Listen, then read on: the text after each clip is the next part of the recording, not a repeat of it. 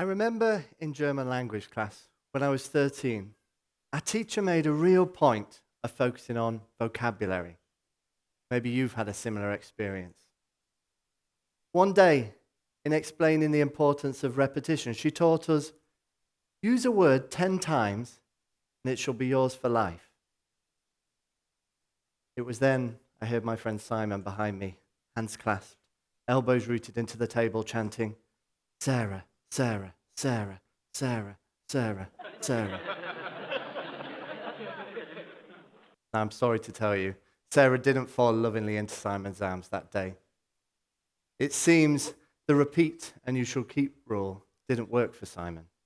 It doesn't work for love, and it definitely doesn't work for language. See, I'm an English language teacher. I've worked for many years with children from around the world to develop their English skills. And today, I hope to share you a few experiences I've had along the way, and particularly would like to convince you of the importance of our home languages. So, think back to when you were 13 years old. You're sat in a classroom facing the front, and the teacher writes on the board, trigonometry. Your face drops. You know, I've never fully understood trigonometry, even now. Actually, more than that, I've never quite trusted those who do. I don't know, perhaps my brain's not wired in that way. Either way, trigonometry is the subject. The teacher tries to work the class through every detailed measurement of a triangle. Not an easy task to teach, never mind learn. Now imagine this is what you were given. This is an explanation of trigonometry in Bosnian. Now, I'm not going to read it for attempt, I don't want to look like a fool here today. But the point is, how much more difficult is this when we don't have the language? See, our home languages, our mother tongues, are an essential part of our thinking minds and identities. They represent who we are. And they're also the bedrock of all our learning, be that maths, science, or English. Our home languages are so important, even when we're learning through second language.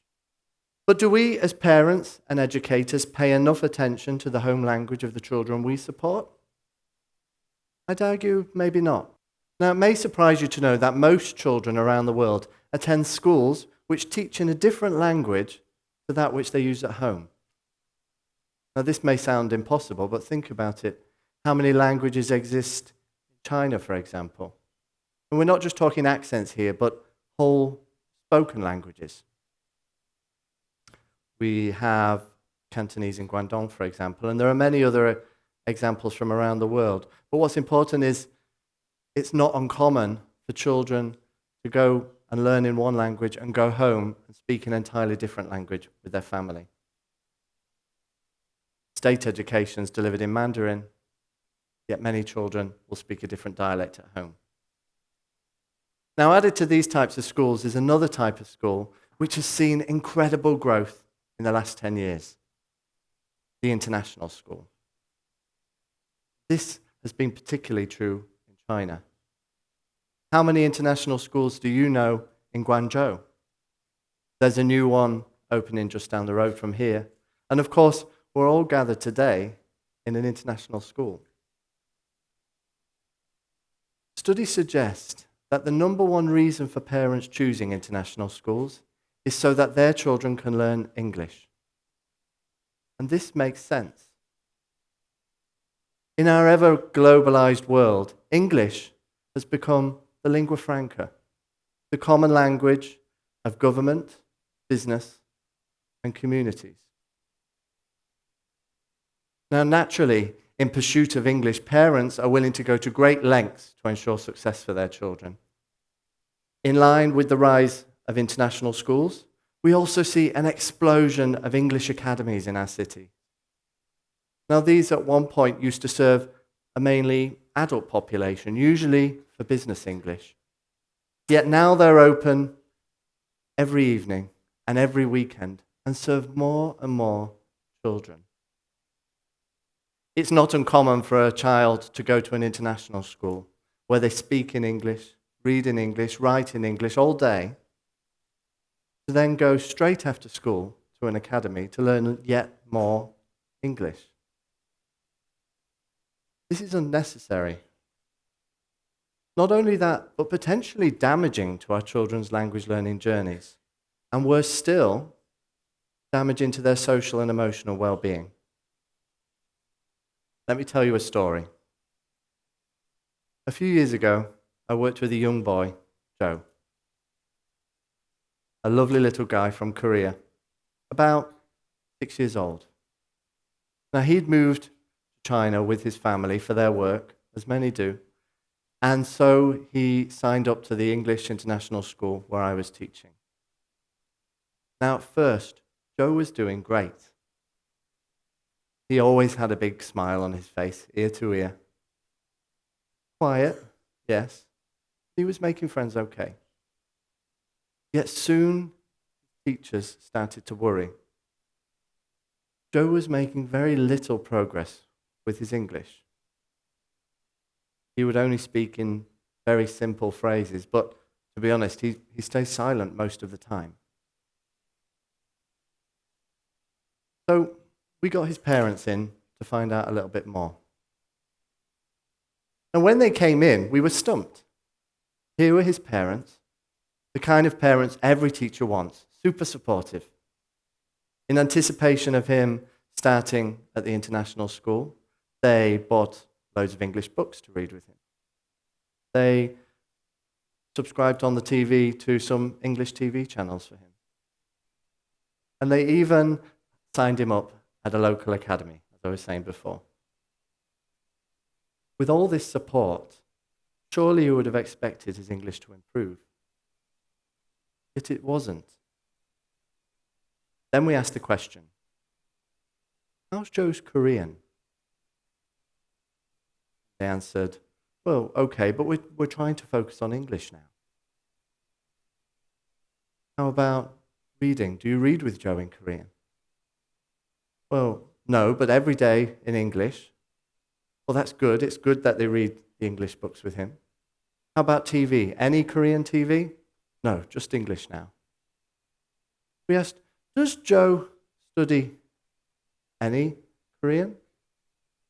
They said, well, no. He's in an English school. He just studies English. See where this is going. We asked the parents to try something. For the next few months, bring Korean back to Joe's life. Read with him in Korean. Watch TV in Korean. And talk about what Joe's been doing at school, not in English, but in Korean. And then we'll meet again. Before we wanted to move on to see if there was any underlying learning needs, we wanted to try this first. And they did. And 1 month later, Joe was speaking more English, reading more English, writing more English, and his skills in other subjects were on the up. Why did this work? Because the different languages we learn don't exist in isolated parts of the brain. Scientists are increasingly coming to understand that actually there is no single language component in the brain at all, and that we use many parts of the brain to store and produce language. Jim Cummins, a Canadian professor, gave this analogy, which I find rather useful. This is the dual iceberg model. Now here you can see two icebergs, two tips of the icebergs, and these represent the surface features of our languages, how they sound, how they look, the things that make them different. So you can see here we've got two tips that represents a bilingual learner. If there were 3 tips, you'd be trilingual. If there were 4 tips, you'd be showing off. But what's important is that if we look underneath the icebergs, we would see that they're connected. And this connecting section is what Jim Cummins labels the common underlying proficiency. And this is important, as it means if we learn a concept in one language, we don't have to relearn that concept again when speaking another language. We just need to learn the language to describe it. If you learn how to do trigonometry in Chinese, you don't have to relearn how to do trigonometry again when learning English. You just need the language to describe it. All I may even have to do as a teacher is display the concept in your mother tongue or pictorially. And if you already know the concept, you can connect the dots. The father of modern linguistics, Noam Chomsky, who celebrates his 88th birthday this year, once said, "Within one mother tongue are all mother tongues." Put another way, our brains are actually hardwired for language. They may not be hardwired for trigonometry, but they are for language. Language is innate, how we think. And the thousands of languages that exist on this planet all follow certain principles. All known languages have nouns, for example, words that describe things. And all known languages have verbs, words that describe actions. In fact, all known languages probably also have swear words, which describe people we don't like. But what's important is that our brains are hardwired for this language. Now, a few months ago, I was sat in the staff room having a coffee with a geography teacher. Now, I know who would choose in their break to sit with a geography teacher, but I did. While having a coffee, he told me of a project he was doing with his year 9s. That's about 13, 14 years old. In the project, he asked his class, to make a presentation on the formation of natural disasters. But 3 girls in his class were from Thailand and spoke limited English between them. Now, alarm bells started ringing in my head at this point. I've seen it before, where children with limited English are thrown into project work and struggle to get the concepts the whole way through. Imagine you had to make a presentation on the formation of earthquakes in Swahili, for example. We probably couldn't even engage with the reading we had to do, never mind discuss, form conclusions, or present. So we tried to take a slightly different approach for these girls. The teacher said to them, "You can do this whole project in Thai. You can plan in Thai, use the internet, talk with family, do everything in your research in Thai. But when it comes to the end of the project, I'd like you to translate your findings into English and present to the class." Because of this, the girls engaged deeply with the content in front of them. They passionately researched their presentation into the formation of volcanoes, using family and friends for advice, reading texts they could understand. And then, at the end, as agreed, they translated their findings into English and presented to the class. Now, of course, they needed a little extra time for this, and that was rightly given. But it also resulted in them receiving the highest grades in the class. Now, I'm not one to say that grades are the sum total of education, but think about that for a second. The highest grades in the class from these girls. And that could have ended so differently. As I said, if they'd have had to plan in English, could they have confidently researched, learned, and presented on the complexities of volcanoes? Perhaps not. And the teacher could have assumed that they simply didn't have the ability. Or worse still, the girls could have assumed the same. It's a damaging message. See, by supporting the home language of the children we learn and embracing it, we can actively encourage positive outcomes for them, including educational, social, and emotional. And we, as parents, teachers, are responsible for making sure this happens. You know, the conversation we're having today has actually already been had in a little detail and not too far from here. When Hong Kong was returned to China in 1997, the government had some decisions to make about language. For years, British English was the language of a lot of government and education. Yet most children went home to speak Cantonese with their family, often who couldn't understand English themselves. And this was given as one of the reasons why educational standards were not as high as would have been liked. As a result of this, policies were put in place to ensure that children didn't fall behind. And one of these policies was a renewed emphasis on Cantonese, the home language of the majority of Hong Kongers. It was reported as a result that this then led to better student results. So, if we can agree then that nurturing first languages is good for the students' support, how do we go about nurturing it?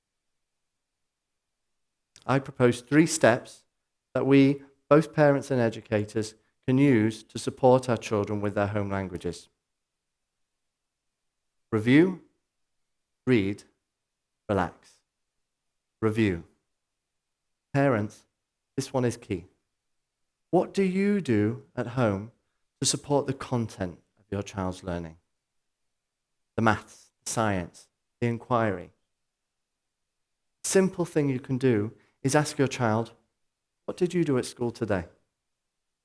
You know, this is a common conversation in the homes of monolingual children, but can be absent from homes of bilingual children. Perhaps the parents subconsciously detach from the language at school because it's different to their own. But you don't need to speak school's language to talk to your child about what they've done at school. Do it in your mother tongue. That way, their academic language can develop bilingually. And equally, teachers, what opportunities can you make to bring the home language into your classroom?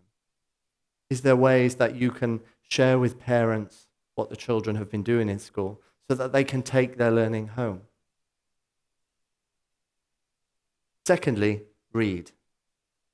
And I should add right to that.